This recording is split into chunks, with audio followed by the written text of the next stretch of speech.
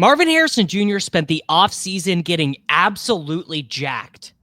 And you think he's going to be outproduced by Michael Wilson? Maybe learn something. It's short king summer, dude. It just feels like no one in fantasy sports ever learns anything. Does he mistime it, or is Brock Bowers just a grown man? Brock Bowers is just a grown man. Dare I say, Rich, football might be back. In the words of Lane Johnson, this offense looks constipated. It's short king summer. Marvin Harrison Jr., Sam Sulek, and Chris Bumstead, three of the largest men in the North American hemisphere. Marvin Harrison Jr., a disappointing rookie season, particularly in games that he was not playing against the Los Angeles Rams, but sadly, all the points do count evenly. Buck, let me posit this to you. I feel as if rookie derangement syndrome, and particularly Jamar Chase and Justin Jefferson's rookie seasons, have really changed the way that we think about rookie wide receiver production, and that basically Marvin Harrison Jr.'s rookie season was honestly mostly fine. True or false? True. But relative to expectation, I don't think the answer is still true. I think it's false if you're talking about like what you expected when you took him at the 1-2 turn last year. You know, bad pick last year. No way around it. Bad pick last year. Got out targeted. Actually just kind of basically got killed by Trey McBride. He had the 130-yard, 2-touchdown game, basically quarter, actually, against the Rams in week two. Right? Yeah. Had another very strong game against Miami. Did not eclipse 100 yards after week 8. If you look at his PFF grades, the guy was honestly just like mostly okay. The yards per route run, 1.63. Not great. Right? Not great. It is one of those that you chop out week 1 where he ran 100% of the routes and had one catch for 4 yards. It's going to make it look a lot different. Buck, so you tell me, why are you not woke to ripped Marvin Harrison Jr. in 2025? Well, I'll tell you what. I mean, like I said at the top, if he went a lot later last year, and this year too. Honestly, if he went later this year, I'd be into it too. I got to start at the beginning though. As you alluded to, Marv, he let everybody down last year. He was going at the 1-2 turn, which retroactively it looks insane and kind of felt insane to some of us a year ago. Week 1 was a complete dud. Week 2, he went off, like you just said, for 130 and 2 on, is it 4 catches? Against a Rams secondary. Yeah, 4 catches. We soon found out that everyone was exploiting the Rams secondary. But to give him credit, he did have 2 pretty good games with 5 catches. He went 5 for 64 and 1 and 5 for 45 and 1 in the next 2 weeks. He had another big game midseason, 6 for 111 and 1, and 3 other pretty good games with 5 receptions and a touchdown. What's really interesting is that he did not develop down the stretch like we anticipate rookie wide receivers developing. But that notwithstanding, after the season, I was wondering where Marv would go. He was clearly mispriced last year by the Slappy community to me at large due to both his collegiate production and 2 things that are tied together, his name and his NFL draft capital. The field has him priced at the 2-3 turn this year, where he should have been going last year, in my opinion, before he disappointed. I think right now Marv should probably be going somewhere in rounds 4 to 5. We know that Marv is a really good intermediate to deep route runner. He thrives outside, but he's not your typical volume hog alpha profile. He's not known for tackle breaking. He's probably not going to be designed touches like screens, quick crossers, etc. Kyler's short, often literally can't see the area of the field over his lineman that Marv is working in until he rolls out of the pocket. It's not ideal. If you look at the tape, his tape looks all right. He has room for improvement, but one thing that sticks out to me is how goddamn stiff this guy looks. His body's like an action figure, and he just added a bunch of weight. Do we like that, Davis, when wide receivers add weight? You know what? In general, I would say I don't really care, and I'm a little bit worried about David Boston syndrome, but I actually think in Marvin Harrison Jr.'s specific case, if you asked me what do you want to do, Marv, in this offseason? Do I want you to get slimmer? Do I want you to be, doing nothing but eating sugar-free beef jerky and running 6 miles a day? Or do I want you to start taking 10 grams of creatine, getting in the gym and having your triceps look massive? Both based on the quarterback that he plays with for the foreseeable future, right? That's a marriage that's not going anywhere. Kyler Murray is going to be the quarterback. and based on what Marv did last year, I'd actually rather him get bigger, have the ability to win on some of those exterior routes, because the key thing is the Arizona Cardinals are not going to change how they deploy Marvin Harrison Jr. They're not going to kind of give up and be like, you know what, let's just make this guy a power slot. That's what happened with Drake. That's what happened with Drake London. It was kind of clear he wasn't going to be able to just win outside all the time. It's kind of what the Tennessee Titans wanted to do with Treylon Burks. And if that is going to be what happens, then how does he climb the mountain? How does he go from, I think the best comparison actually for him is something very similar to what happened with rookie year Dez Bryant. Dez Bryant started out his rookie year, only played in 12 games, 561 yards, 6 touchdowns, actually did not have an 1,000 yard until his third year. And you totally tell me that Marvin Harrison Jr. doesn't break out until his third season. But my guess is that he probably trends more like this, that he skips the year 2 growing pains entirely. If you just look at the list of guys, what you are seeing on your screen right now is first round wide receivers since 2010 who actually played their first year in the NFL, who had less than 925 receiving yards. So basically just like the list of guys who are rough disappointments: Jordan Addison, Calvin Ridley, Marvin Jr., 11.5 points per game. Xavier Worthy, Devonta Smith. Now, you do have some clear busts in here, right? Jahan Dotson, Cordarrelle Patterson, Tavon Austin, Kendall Wright. But then you have guys who got way better: Jerry Jeudy, DJ Moore, Will Fuller, DeAndre Hopkins. And weirdly, this is the comp. To me, it's Jackson Smith-Njigba, who came in, had weirdness in his rookie year, was deployed in a weird way, weird play calling, weird quarterback play, and basically just a lack of weirdness and just being on the field. I mean, that's the thing you got to remember, is sometimes it can be as simple as the team has no other option. Kyler Murray, no one likes to admit this. Kyler Murray is a totally fine NFL quarterback. He's not a great NFL quarterback. Yeah. He's totally fine.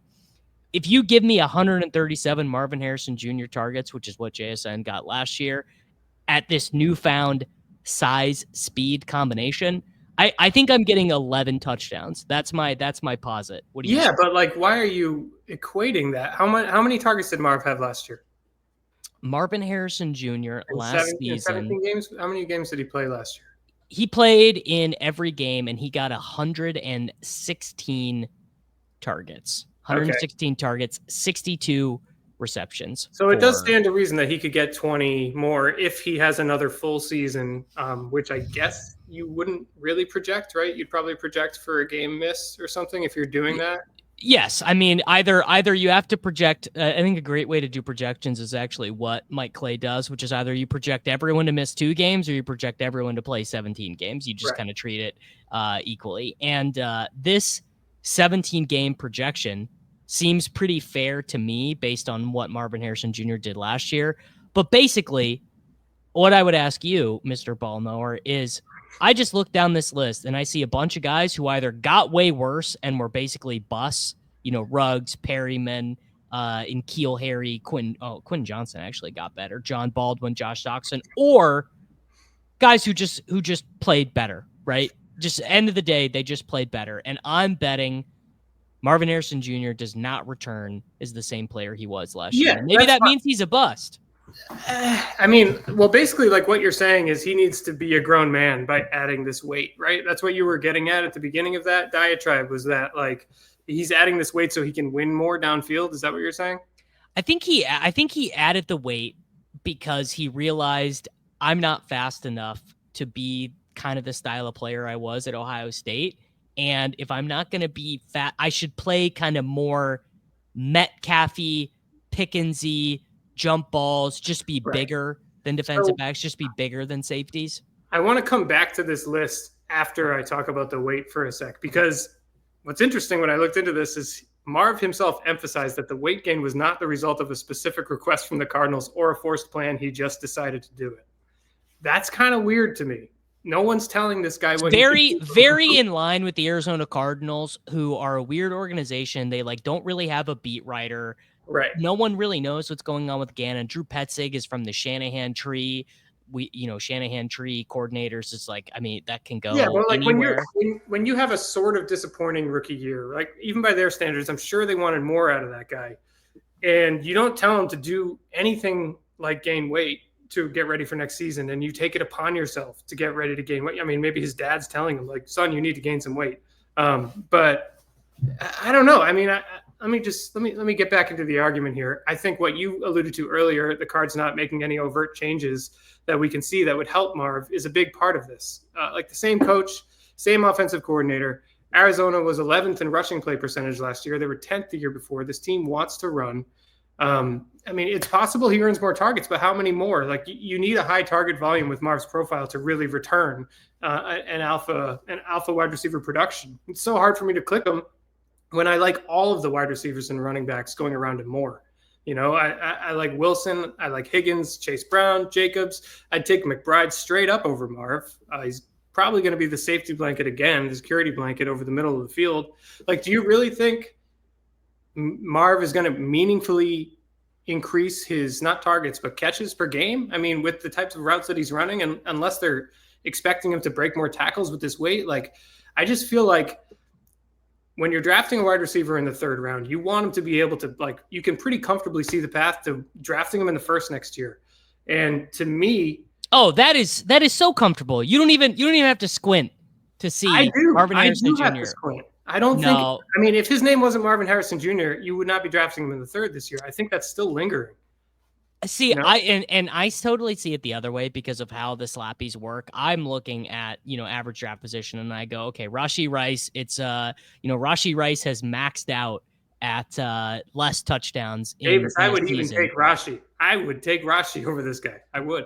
We were talking about T. Higgins, who is the ultimate. He was bad last year, so we're not taking him. He was good this year. We're taking him. We are talking about Garrett Wilson, who I think has an argument to be the most disappointing wide receiver in the NFL relative to what the film community has said that he is. We are talking about Black Marble, Tyreek. We are talking about McLaurin, who I think, frankly, it's insulting actually to include him in this conversation. I wouldn't take McLaurin, especially with the contract stuff. I wouldn't take McLaurin over Marv. But, like, what about all the running backs too? Like, you're not only looking at wide receivers there. And if you're planning out your structure and taking Marv over these running backs, like, with any sort of regularity, I feel like that's kind of a mistake. I think that Marvin Harrison, I'll tell you what, I would make Marvin Harrison Jr. minus 197 to go ahead of Chase Brown in Best Ball Mania 7. That feels pretty straight up. I think he's an easy click. I tell you the one I actually have a hard time dealing with, and I just think ADP is wrong here, is Devontae Adams. Yeah, Devontae. Yeah. Well, the argument is this simple. It's that players of this archetype, I'm looking at the guys who are right next to him. Yeah. Des Bryant, Devonta Smith, Drake London, Hollywood Brown, Jerry Jeudy. They basically, across the board, if you're looking in recent, particularly of guys his size, some of the guys who are a little bit smaller, Hollywood Brown, Kendall Wright, a lot of these, they got way worse. And I think that's because the smaller guys, they've got one path, and either they hit the ground running, a la Ladd McConkey, on that path, and they can get open. But when you're bigger, you got a lot of ways to go. Yeah, but like this, I'm glad you brought this list back up, because how good did these guys get? Like, they improved, yeah, but like, are these guys worthy of a 3rd round pick? Like, were they in their second year? Were they worthy of it? DeAndre Hopkins, year 1, 52 receptions, 802 yards, 2 touchdowns. Year 2, he's the prime example. 76, 1,206. DJ Moore, year 1, 788 and 2. 788 and 2. Then went to 1,100. But where were you taking him though? Like, I don't know. We can't recall that, but like, the slappies have always loved DJ Moore. So you had to pay through the nose. There's a lot, like, when you're talking about players that can outperform ADP and increase production in year 2, like, they're not all created equal. And well, do you want to see for that? Do you want to see going in the 3rd?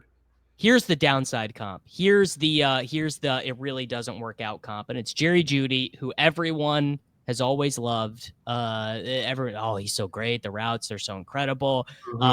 Kind of produces year 1 with Denver, 856 yards, 3 touchdowns. Gets injured the next year. Frankly, disappoints the next year as well. Disappoints so bad that the team moves on from him and trades him. Then he finally breaks out in year 5, which is very strange. I think the other upside comp is what we saw Drake London do once he finally got a quarterback, finally had the 1,200-yard season, 9 touchdowns. I think Kyler, say whatever you want. I think he's a lot better than Desmond Ridder. I think he's a lot better than Taylor Heineke. So I think the year 2 to year 3, like if Marvin Harrison Jr. gives me 1,209 this year, I think that's basically fine. But he's going in the first next year if he does that. He's going in the first next year if he does that. I'll give you Drake London. I'll cede you that. I think my big hang up is that like these types of wide receiver profiles I'm looking for in rounds like 4 to 10. Like well, you gotta pay the slappy tax now, sadly. You do. I don't think that I do. I'll have a little bit of Marv. I'm not sure. I might full fade in BBM and just draft him in other ones. All right. After Marvin Harrison Jr., and we're gonna end with this. After Marvin Harrison Jr., you give me one wide receiver who is more likely to be a 1-2 turn pick next season than Marvin Harrison Jr. It's not JSN. Xavier Worthy. Worthy is not going to be. It's never going to happen. Good. And this is coming from the slappy Xavier Worthy king himself. The best argument is JMO. St. Brown is there. Tet definitely could be a first round pick if Bryce Young hits his ceiling and Tet hits his ceiling. I don't think any chance both Jaguars wide receivers do. There's no chance Devonta Smith. There's no chance Zay Flowers. Like I honestly think I would take down through or until Devonta Smith, I would prefer over Marvin Harrison Jr. That's what I feel. That's how I feel. Going with the gut. Don't do drugs, kids. Like the video, subscribe to the channel for daily fantasy football videos, and we'll be back next.